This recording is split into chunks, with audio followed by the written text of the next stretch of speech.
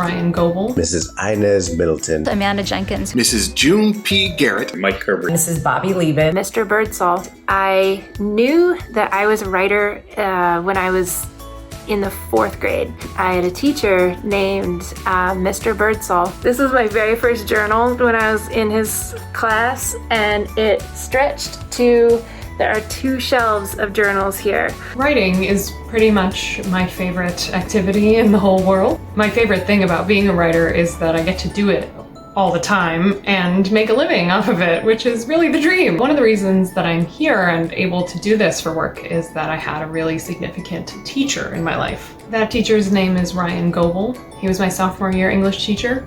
He had a really inventive and engaging and unique teaching style, and he interacted with us in a more, collegial kind of way, which was great, and the first time that had ever happened to me. What he mostly did is he encouraged me to take my writing seriously as something that was worthy of my time and worthy of attention. One of the teachers that I always think of when I think about who made me the writer that I am today is Mrs. Inez Middleton. She was my 7th grade English teacher, and I'll never forget this. Mrs. Middleton took me aside after class, and she just handed me a book. It was her copy of Octavia Butler's Blood Child. It was so out of the blue. I had no idea why she did it. At that point, I wasn't trying to become a writer. I didn't think of myself as a writer. I was just a kid. But she gave me this Octavia Butler book. She gave me no explanation whatsoever. And she just said, read it. And it blew my mind. It was amazing. And I ended up just devouring everything that Octavia Butler has ever written and falling completely in love with her writing. And it transformed my writing. And it was like, when someone gives you permission to do something that you didn't even know you were waiting permission for to do. It was like that. And it really made me the writer I am.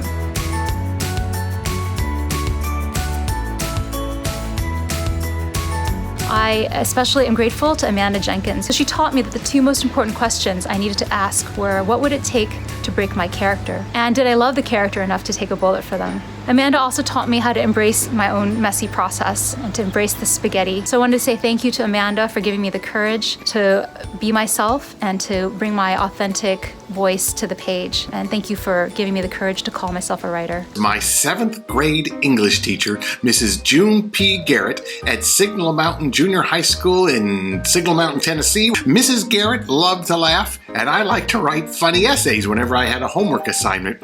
And she liked what I wrote so much, she wrote in the margins of one of my papers, "You will make your living as a writer someday."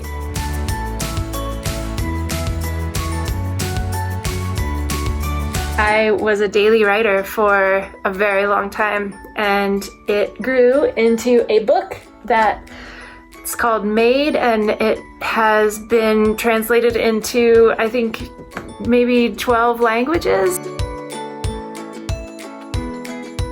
Most of my English teachers have in some way given me something.